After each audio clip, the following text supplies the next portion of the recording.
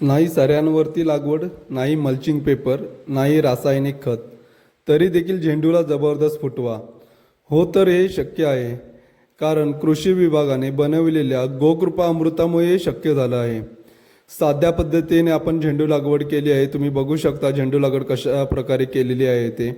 आणि कमी खर्चामध्ये जास्त उत्पन्न कसे मिळेल यासाठी आपण प्रयत्न करत आहोत. त्यासाठी आपण गोकृपा अमृताची आळवणी आणि फवारणी देखील केलेली आहे. त्याचा तुम्ही रिझल्ट पाहू शकताय की झेंडूला कसा फुटवा आलेला आहे ते. झेंडूची रोपे 10 ते 12 इंच वाढल्याच्या नंतरला झेंडूचा शेंडा फुटलेला आहे. त्यामुळे जो फुटव्यांची संख्या ती वाढलेली आहे. तुम्ही फुटवा पाहू शकता. तसेच सऱ्यांवरती लागवड न करता चांगले उत्पन्न आपल्याला कसे मिळू शकते या गोष्टीकडे लक्ष दिलेले आहे. जास्त खर्च न करता योग्य नियोजन करणे महत्त्वाचे आहे. कोणत्या चुका टाळल्या तर उत्पादनात वाढ होईल या गोष्टींकडे लक्ष देणे गरजेचे आहे.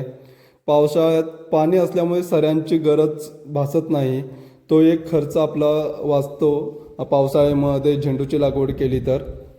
तसेच रोपांची योग्य जर आपण काळजी घेतली तर नक्कीच रोपांची वाढ ही चांगली होते.